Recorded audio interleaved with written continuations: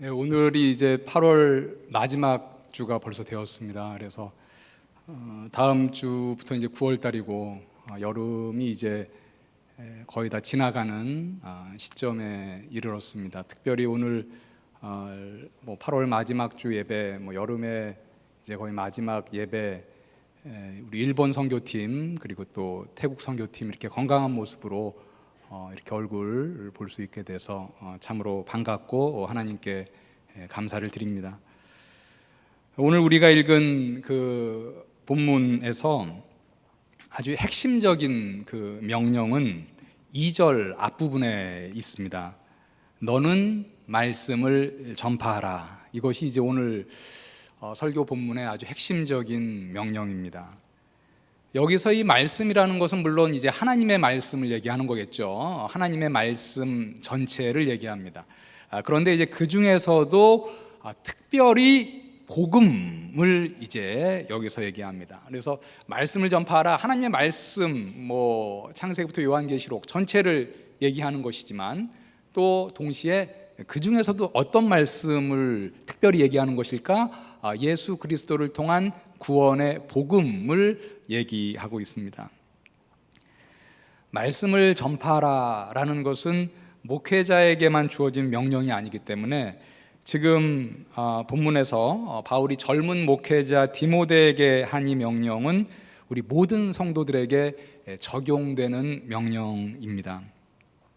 그런데 이 명령이 특별히 매우 엄한 명령이다라는 것을 바로 앞에 1절 말씀을 통해서 우리가 알 수 있습니다. 1절에서 이렇게 얘기합니다. 하나님 앞과 살아있는 자와 죽은 자를 심판하실 그리스도 예수 앞에서 그가 나타나실 것과 그의 나라를 두고 엄히 명하노니, 이렇게 말씀합니다. 말씀을 전파하라, 너는 말씀을 전파하라. 이 명령은 지금 하나님 앞과 그리고 살아있는 자와 죽은 자를 심판하실 그리스도 예수 앞에서 하는 엄중한 명령이다, 이렇게 말하고 있습니다. 여기서 살아있는 자와 죽은 자를 심판하실 그리스도 예수 앞에서라고 얘기할 때 살아있는 자는 이제 예수께서 다시 오실 재림의 때에 그때에 살아있는 자들, 그리고 죽은 자는 예수님 재림할 때에 이미 죽은 자들을 말합니다. 그리고 1절 뒷부분에 보면 또 이런 말씀이 있습니다. 그가 나타나실 것과 그의 나라를 두고 엄히 명한다, 이렇게 말합니다. 그가 나타나신다는 것은 예수 그리스도께서 다시 나타나시는 것, 재림하시는 것을 지금 얘기하죠. 그리고 그의 나라는 그리스도가 다스리는 나라를 얘기합니다. 즉 1절에서는 지금 네 가지를 언급하면서 지금 내가 너에게 매우 엄한, 아주 엄중한 명령을 내리겠다, 이렇게 지금 말하고 있습니다. 첫 번째는 하나님 앞에서, 두 번째는 그리스도 예수 앞에서, 세 번째는 그리스도가 재림하실 것과 네 번째는 그리스도가 다스리는 나라를 언급합니다. 그래서 1절 말씀을 우리가 조금 이제 이해하기 쉽게 풀어보면은 우리가 이렇게 좀 풀어서 설명할 수 있습니다. 하나님 앞과 이제 다시 재림하여서 산자와 죽은 자를 심판하시고 그의 나라를 왕으로 다스릴 예수 그리스도 앞에서 엄히 명하노라. 이러면서 이제 지금 명령한 것이죠. 바로 하나님과 그리스도께서 보시는 가운데 엄하게 명령한다.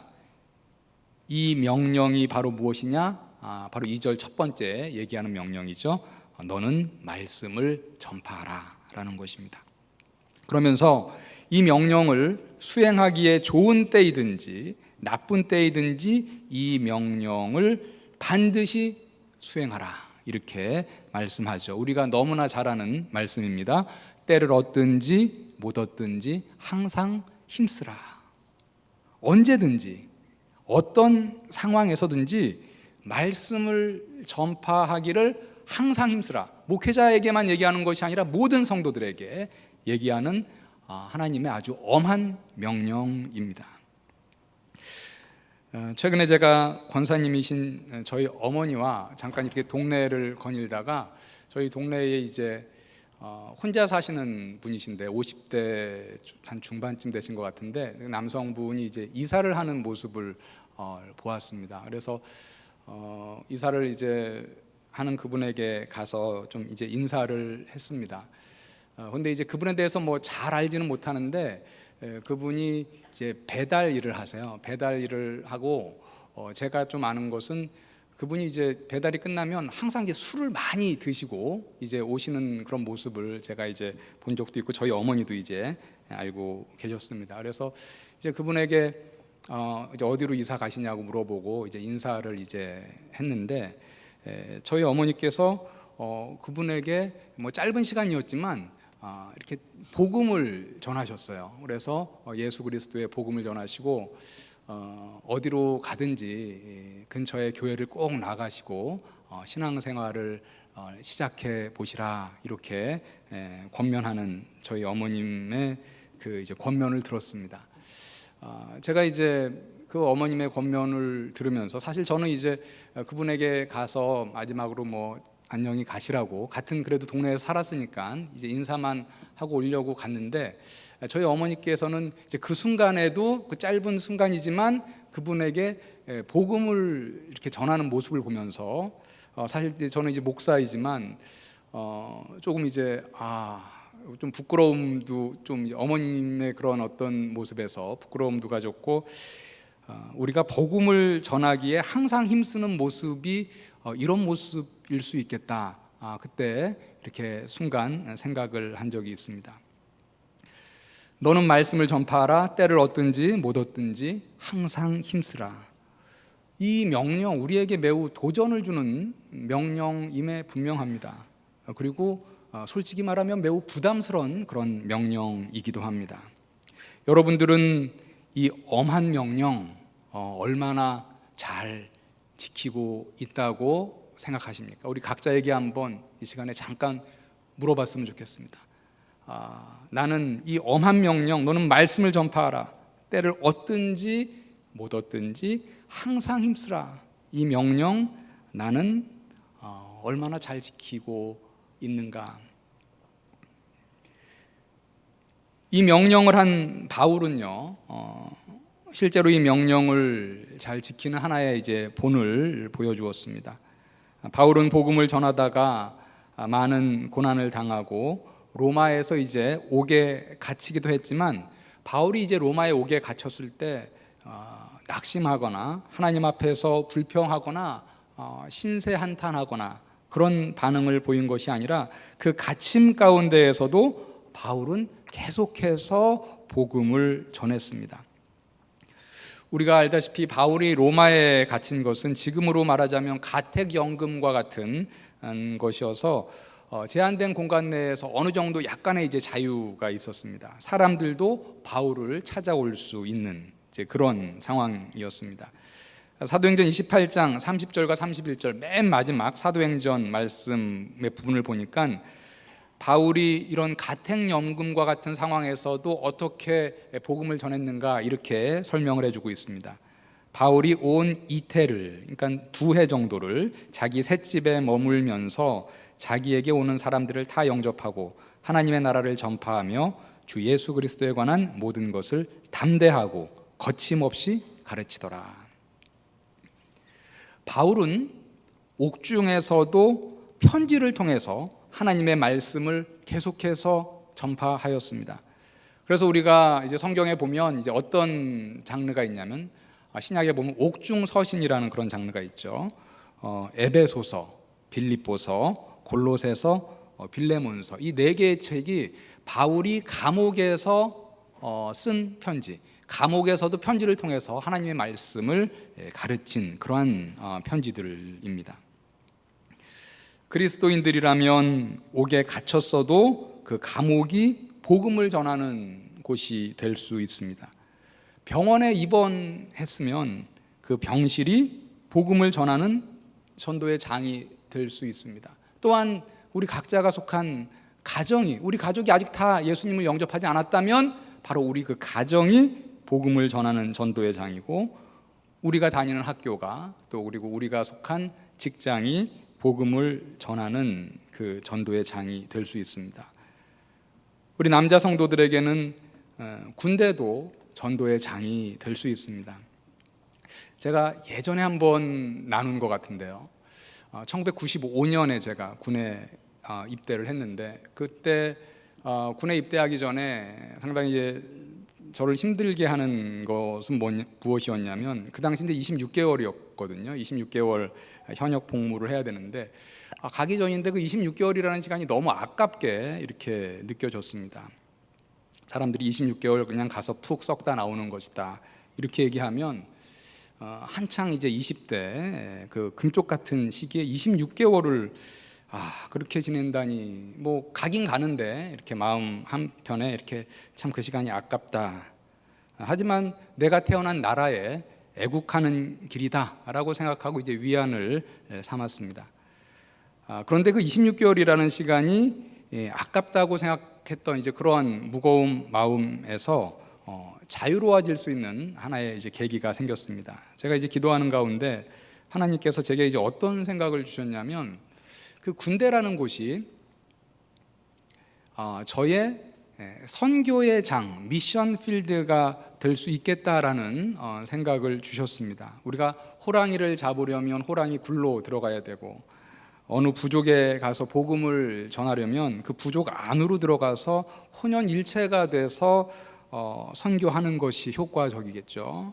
그렇다면 군선교를 하는 데 있어서 어떤 것이 가장 효과적일까 제가 생각을 해보니까 군 안으로 들어가는 겁니다. 내무 생활도 같이 하고 그 군 안으로 들어가서 같이 생활하면서 그 전우들에게 복음을 전한다면 참으로 효과적인 선교 방법, 또 선교지가 될 수 있겠다, 이런 생각이 들었습니다. 그 이후로는요, 제가 정말로 그 26개월이라는 시간에 대해서 아깝다 이렇게 생각하지 않았습니다. 잠시 휴학을 하고 나의 젊음을 군대라는 미션 필드에 헌신하는 그런 마음으로 군 생활에 임하여야겠다 이렇게 다짐을 했습니다. 대한민국의 청년으로 나라의 부름을 입은 것과 아울러서 나의 군 생활은 군선교를 위한 하나님의 부르심이다 이렇게 제가 받아들였습니다. 지금도 26개월 동안 군인교회를 섬기면서 또 복음을 전하고 군인교회에서 뭐 교사로 또 이렇게 신우회 임원으로 말씀을 가르쳤던 그 시기를 제가 생각하면 참 감사하다라는 생각이 듭니다. 이 자리에 있는 많은 우리 형제들, 이제 군대에 가야 될 분들 많이 계실 텐데요. 군 복무를 굳이 아깝다 이렇게 생각하실 필요가 없겠습니다. 국방에 숭고한 의무와 더불어서 우리 기독 청년들, 기독 형제들은 군대는 이제 여러분의 선교지다 이렇게 생각을 하고 다녀오시면 되겠습니다. 군대는요, 제가 돌아보면 참으로 복음을 전하기에 좋은 곳입니다. 제가 하나만 예를 들죠. 여러분 여성분들도 군대에 갔다 오지 않으신 분들도 이제 군대에서 이제 보초 근무라는 걸 쓰게 된다는 거 이제 아실 것입니다. 보통 보초를 나가면 2명이 같이 나가죠. 2시간씩 섰어요. 제가 이제 근무했던 그 부대에서는 사수와 조수가 이렇게 같이 나가는데, 여러분들 그 사수와 조수가 2시간 동안 깜깜한 그 달빛 아래서 보초 근무를 쓰는데 뭐 얘기를 당연히 하겠죠, 그죠? 뭐 이런저런 얘기를 합니다. 그런데 제일 이제 많이 하는 얘기, 주로 이제 그 얘기는 사수가 조수한테 이제 질문을 하는 식으로 얘기가 진행이 되죠. 조수는 사수의 질문에 답을 하는 식으로. 그 질문 중에 이제 뭐 레퍼토리가 있죠. 첫 번째는 여자친구 있느냐? 군대 입대하기 전에 여자친구 있었느냐? 뭐 이런 질문합니다. 여자친구 얘기 끝나면은 누나가 있느냐? 이런 걸 물어봅니다. 누나 얘기 끝나면은 여동생은 있느냐? 그 다음엔 여자 후배 있느냐? 뭐 이런 식이에요. 사실은 뭐 조금 이제 여러분들 그 군대에서 하는 그런, 제가 돌아보면 뭐 보초를 쓰면서 하는 얘기들이 뭐 생각하시겠지만 매우 좀 어떻게 보면 유치하고 원초적인 이제 그런 얘기들 많이 이제 하는데, 그리고 나서 이제 이야기거리가 다 떨어지면 뭐 이제 가정에 대해서도 얘기하고 뭐 부대 생활에 대해서도 얘기합니다. 그런데 그렇게 사수조수 섰던 그 파트너가 뭐 다음에 또 같이 쓰게 되는 그런 경우도 있어요. 한 두세 번 같이 쓰게 되면 이제 얘기거리가 상당히 많이 이제 떨어집니다. 그리고 2시간 동안 시간이 너무너무 많이 남고 시간이 참 안 가요. 거기 보초를 쓰게 되면 이제 그러면은 그때부터는 이제 어떤 시간이냐? 복음을 전할 수 있는 너무나 좋은 시간입니다. 물론 조수의 입장에서 사수에게 복음을 전한다는 거 조금 부담스러울 수 있어요. 근데 이제 사수가 되면 조수에게 그때부터 이제 복음을 전하기에 참으로 좋은 시간입니다. 아주 고요합니다. 아무도 방해하지 않아요. 그런 상태에서 아주 집중적으로 복음을 전할 수 있고, 실제로 이제 보초를 쓰면서 이제 복음을 전하고 이번 주에 꼭 우리 군인교회 같이 가자 이렇게 해서 전도한 경우도 많이 있고 그랬던 이제 기억이 납니다. 그래서 군대라는 곳, 우리가 이게 발상의 전환이죠. 그러니까 바울은 감옥에 갔어요. 복음을 전하다가 감옥에 갔는데 오히려 감옥에서 복음을 아주 열심히 이제 전하고 많은 열매를 거둔 것을 우리가 성경을 통해서 봅니다. 우리가 때를 얻든지 못 얻든지 하나님의 말씀을 전하기에 우리가 항상 힘쓰라, 이렇게 성경에서는 말을 하고 있습니다. 그런데 우리가 가정이든지 학교든지 혹은 우리의 직장이든지 우리의 여러 삶의 자리에서 때를 얻든지 못 얻든지 말씀을 전파하려면요, 사실 우리 안에 필요한 게 하나 있는데 담대함이 필요합니다. 종종 우리는 내가 전하는 것에 대해서 상대방이 언짢아하지는 않을까 혹은 불편해하지는 않을까 이렇게 걱정을 많이 하죠. 그래서 복음을 전하는 데 있어서 위축될 때도 있고, 때로는 이제 그러한 걱정 때문에 복음을 전하지 못할 때도 많이 있습니다. 물론 많은 불신자들, 우리가 복음 전하는 것에 대해서 실제적으로 불편해하고 언짢아하는 그런 분들도 이제 있습니다. 하지만 그렇다고 해서 우리가 전하지 않고 가만히 있기에는 복음이 너무나 중차대하고 중요한 소식이다라는 것입니다. 우리 그리스도인들은 이런 의미에서 영적 파수꾼과 같다, 이렇게도 우리가 생각할 수 있겠습니다. 우리 파수꾼, 성경에도 이제 나오는데 적군의 침입을 감시하는 파수꾼, 한밤에 적이 오는 것을 보고 보면 이제 그 본대에다가 이제 얘기를 해야 되죠. 적이 오고 있으니까 본대를 빨리 이제 깨워야 됩니다. 그런데 만약에 우리가 이렇게 한번 생각을 해봅시다. 지금 적이 오고 있는 걸 봤어요. 파수꾼이 봤는데 우리 편의 군인들을 빨리 깨워야 되는데 이 파수꾼이 내가 우리 군인들을 깨우면 지금 단잠을 자고 있는데 그 단잠을 자고 있는 불편함을 깨워서 그들을 불편하게 하는 것은 내가 해서는 안 되지라고 생각하고 그 파수꾼이 그 본대를 깨우지 않으면 그것은 파수꾼의 정말 어마어마한 직무 유기가 되겠죠. 제가 이제 하나님의 비유인데요. 우리의 복음은 사실 너무나 중차대한 이슈라는 겁니다. 생명에 관한 것이기 때문에. 그래서 우리가 이제 불신자들에게 내가 복음을 이거 전했다가 그 불신자가 조금 언짢아하면 어떡하지? 좀 불편해하면 어떡하지? 사실 이렇게 생각할 수 있는데 그러한 걱정은 사실은 우리가 전해야 할 그 복음의 내용, 복음의 그 어마어마한 가치에 비하면 사실은 너무나 비교할 수 없을 정도로 작은 것이다 라는 그런 것입니다.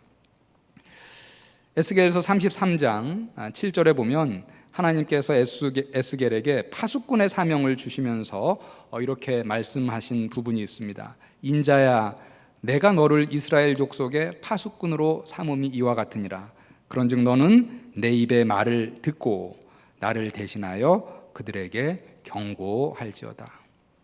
여러분들도 영적 파수꾼의 사명을 받은 자로서 여러분의 삶의 자리에서 파수꾼의 사명을 담대하게 또 잘 감당하시는 여러분들 다 되시기를 주님의 이름으로 축원합니다.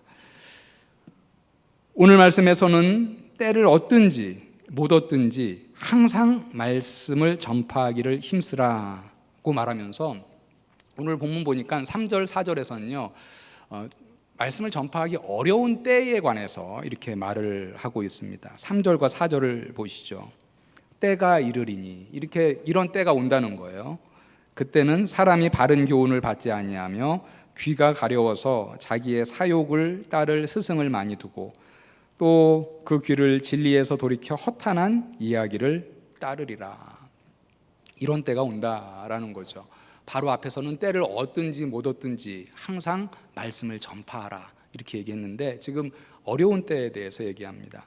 여기에 보니까 귀가 가려워서 자기의 사욕을 따를 스승을 많이 둔다 이런 말이 있는데요. 여기서 지금 이제 귀가 가렵다는 것은 이런 겁니다. 자기의 어떤 사욕을 채워줄 말을 찾는 가운데 지금 귀가 가려운 거예요. 그래서 그러한 자기의 사욕을 채워줄 그런 마음, 그러한 귀를 아주 시원하게 긁어줄 그러한 도움이 될 만한 말들, 그러한 도움이 되는 스승들을 옆에 많이 둔다라는 것입니다. 그것을 귀가 가려워서 자기의 사욕을 따를 스승을 많이 둔다 이렇게 얘기하고 있어요. 이 3절과 4절의 때를 읽으면서 바로 우리가 살고 있는 이때가 3절과 4절에서 말하는 때가 아닌가라는 생각을 했습니다. 1970년대와 80년대는 물론 이 자리에 많은 분들 태어나기 전일 텐데요. 그때 저도 이제 얘기를 들으면 천막만 쳐도 그래서 이제 교회를 개척해도 많은 사람들이 전도를 받고 교회에 나와서 한국 교회가 많이 부흥했던 그런 시대였습니다. 그 시대에 각 교회의 주일학교도 많은 어린이들과 우리 중고등 학생들로 가득 차서 부흥했던 이제 그러한 시기였습니다. 그런데 지금은 교회를 개척하여서 사역하는 것이 참으로 어려운 때다 이렇게 목회자들이 많이 얘기합니다. 여러 통계를 보면 개척교회의 자립률이 5%가 채 안 됩니다. 즉 개척교회 자립률이라는 것은 이런 겁니다. 교회를 이제 시작을 했어요. 그래서 교회가 이제 자라나서 그 목회자의 사례, 생활할 수 있는 사례, 그리고 교회당 건물 사용료, 그리고 교회 사역을 하는 데 있어서 어느 정도 비용이 이제 들어가는데 그러한 것을 이제 아무런 후원 없이 그 교회가 자립적으로 충당할 수 있는 정도까지 성장하는 것, 그 이제 교회의 뭐 개척교회 자립률이다 이렇게 얘기를 하는데 그 자립률이 5%가 채 안 된다는 거예요. 그러니까 100개 교회가 새로 시작을 했어요. 100개 교회가 새로 시작을 했으면 그 중에서 5개 교회 정도만 이렇게 재정적으로 자립할 수 있는 정도의 선으로 자라가고 95개의 교회는 거기까지 미치지 못하고 또 그 중에 많은 교회는 다시 교회 문을 닫고 하는 것이 지금의 현실이다라는 것입니다. 지금 이 시대는 많은 사람들이 전도를 받아서 교회에 나가기를 거절하는 그런 시대죠. 개척교회에 나가기는 더더욱 꺼려합니다. 정말 이 시대는 3절과 4절에서 말하듯이 우리가 하나님의 진리의 말씀을 전해도 많은 사람들은 그 바른 교훈을 받지 않고 자신의 사욕을 따르는 데에만 관심을 가져서 자신이 듣고 싶은 것만 듣는 때가 바로 이 시대입니다. 비록 때가 이렇다 할지라도 하나님의 말씀을 그럼에도 불구하고 계속 전파해야 한다라고 오늘 말씀 5절에서 말씀합니다. 그러나 너는 모든 일에 신중하여 고난을 받으며 전도자의 일을 하며 내 직무를 다하라. 많은 사람들이 하나님의 말씀, 복음의 귀를 닫고 허탄한 말을 따르는 때일지라도 성도들은 신중하여서 고난을 받으며 전도자의 사명을 감당해라 이렇게 명령하고 있습니다. 여기서 이제 신중하라는 말의 원어를 보니까 말과 행실에 있어서 절제하고 매사에 균형 잡힌 삶을 살라라는 의미를 담고 있습니다. 우리가 하나님의 말씀을 전할 때, 복음을 전할 때 듣는 사람들은 복음의 내용도 듣지만 우리의 삶도 같이 본다라는 것이죠. 그래서 우리는 우리의 삶으로 본을 보이는 신중한 삶을 살아야 합니다. 그리고 하나님의 말씀을 전할 때 고난을 피하지 말고 받으라고 말합니다. 우리가 디모데에 지금 전서 후서 계속 설교하면서 고난을 받으라는 이러한 말씀이 자주 나오는데요. 우리가 이렇게 복음을 듣고 예수 그리스도 안에서 또 죄로부터 자유함을 얻어서 구원받은 하나님의 백성으로 살아가는 것, 우리에게 복음을 전해주었던 이들의 고난이 있었기 때문이죠. 제가 최근에 제주도의 이기풍 선교 기념관에 들러서 거기서 틀어주는 이렇게 단편 영화를 본 적이 있습니다. 이기풍 그 목사님의 이제 삶에 관한 그런 이제 단편 영화였는데요. 제주도에 파송된 최초의 이제 목사님이셨습니다. 그런데 그 이기풍 목사님이 회심을 하기 전에는 교회를 핍박하는데 매우 앞장섰던 이제 그런 인물이었습니다. 그래서 영화에서 이렇게 보니까는 그 이제 서양 그 선교사님들 양코백이라고 이렇게 놀리면서 돌을 큰 돌을 이렇게 머리에 던져서 큰 상해를 입히기도 하고 교회에 불을 질러서 이렇게 교회를 다 태우기도 하고 이제 그런 일들이 영화를 통해서 볼 수 있었습니다. 기독교가 한국에 처음 전래될 때, 전해졌을 때 초창기에 서양의 그 선교사님들 많은 고난을 받았습니다. 그 고난이 밑거름이 돼서 사실 우리가 지금 이렇게 하나님의 자녀로 구원받은 백성으로 이렇게 좋은 예배당에서 하나님께 예배할 수 있게 된 것이죠. 고난을 누군가 받아야 하나님의 말씀이 전파가 되고 하나님의 말씀이 전파되어야지 바로 구원이 전파가 되는 것이죠.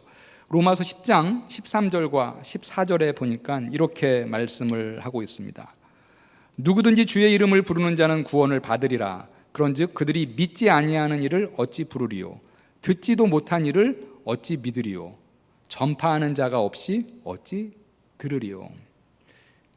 주의 이름을 부르려면 주를 믿어야 하는데 주를 믿으려면 주의 말씀을 들어야 하고, 그런데 주의 말씀을 들으려면 전파하는 자가 있어야 된다, 이렇게 말을 하고 있습니다. 누구든지 주의 이름을 부르는 자는 구원을 얻으리라. 그런즉 그들이 믿지 아니하는 자를 어찌 부르리요? 듣지도 못한 이를 어찌 믿으리요? 전파하는 자가 없이 어찌 들으리요?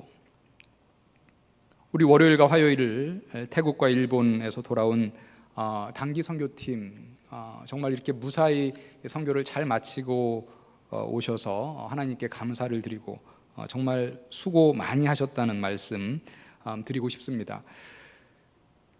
우리 선교팀이 그곳에 간 것, 필리핀과 캄보디아와 일본과 태국에 간 것도 역시 말씀을 전파하기 위해서 간 것이죠. 그들로 듣게 하고 들음으로써 그들이 예수님을 믿게 하고 예수님을 믿어서 구원에 이르게 하게 하기 위해서 우리 단기 선교팀이 그곳에 갔습니다. 오늘 본문에서 이제 마지막으로 생각할 것은 오늘 본문에서 때를 얻든지 못 얻든지 말씀을 전파하라고 명령하면서 2절 뒷부분에서 이렇게 얘기합니다. 범사의 오래 참음과 가르침으로 경책하며 경계하며 권하라. 우리가 하나님의 말씀을 전파할 때요, 가져야 할 중요한 태도는 인내입니다. 범사의 오래 참음과 가르침으로 이렇게 얘기를 하고 있습니다. 여러분 전도할 때에 상대방이 잘 받아들이지 않는다, 받아들이지 않는 정도가 아니라 받아들일 아예 기미가 보이지 않는다, 그럴지라도 낙심하거나 포기하지 말고 인내하시기 바랍니다. 하나님이 역사하시면 하나님의 때에 놀랍게 변할 수 있습니다. 우리의 어떤 전도를 통해서 실제 체험하신 분들도 많이 있고 그러한 간증도 많이 들었는데요, 우리가 끝까지 오래 참는 마음, 하나님의 말씀을 전할 때, 전도할 때 인내하는 마음이 필요한데, 사실 그 오래 참는 마음은 우리를 향한 하나님의 마음입니다. 베드로후서 3장 9절에서는 왜 예수 그리스도의 재림이 이렇게 더딘가 라는 질문에 대해서 이렇게 답을 합니다. 주의 약속은 어떤 이들이 더디다고 생각하는 것 같이 더딘 것이 아니라, 여기서 주의 약속은 다시 오신다는 그 약속입니다. 주의 약속은 어떤 이들이 더디다고 생각하는 것 같이 더딘 것이 아니라 오직 주께서 너희를 대하여 오래 참으사 아무도 멸망하지 아니하고 다 회개하기에 이르기를 원하시느니라. 왜 예수께서 지금 재림하지 않고 계시냐? 그 이유는 뭐냐? 주께서 오래 참으사 아무도 멸망하지 않고 다 회개하기에 이르기를 원하시느니라. 한 영혼이라도 다시 더 주님께 돌아올 수 있도록 주께서 오래 참으사 기다리고 계신다라는 말씀입니다. 하나님의 말씀을 전파하라라는 것은 우리가 아까 얘기했듯이 복음을 주로 얘기하지만 하나님 말씀 전체를 얘기하죠. 그래서 믿지 않는 자들에게 복음을 전하는 것뿐만 아니라 믿는 자들에게 하나님의 말씀을 계속 가르치며 경책하며 경계하고 권하는 것을 포함하는 말씀입니다. 경책하라라는 것은 이제 꾸짖어라라는 것이죠. 경계하라라는 것은 경고하라라는 것입니다. 믿는 자들에게도 하나님의 말씀은 계속해서 가르쳐야 하고, 우리가 단계적으로 여기서 본다면 말씀을 권면하고, 어느 때는 조금 경고도 말씀으로 경고하고, 어느 때는 말씀으로 꾸짖기도 해야 한다라고 말을 하고 있습니다. 오늘 우리가 들은 말씀을 정리합니다. 오늘 말씀을 우리가 들으면서 다시 한번 우리 각자에게, 자신에게 질문해 보았으면 좋겠습니다. 나는 때를 얻든지 못 얻든지 하나님의 말씀을 전하기 위해서 항상 힘쓰고 있는가? 나의 최선을 다하고 있는가? 하나님의 말씀을 전파하라는 명령은 하나님과 예수 그리스도 앞에서 엄히 명하는 명령이다. 이렇게 이 명령의 엄중성에 대해서 오늘 말씀에서 강조를 하고 있습니다. 우리 꽃동산의 모든 성도들, 복음의 빚진 자라는 바울의 고백을 가슴에 품고 이 명령을 수행하는 데 있어서 충성을 다하시기를 바랍니다. 지금 이때는 참으로 많은 사람들이 하나님의 말씀을 듣기 싫어하는 그러한 악한 때입니다. 그러나 주께 회개하기를 기다리면서 오래 참으시는 주님의 마음을 본받아서 오래 참으면서 계속하여 복음을 전하시고 또한 말씀을 가르치시는 우리 꽃동산의 모든 성도님들 다 되시기를 주님의 이름으로 축원합니다.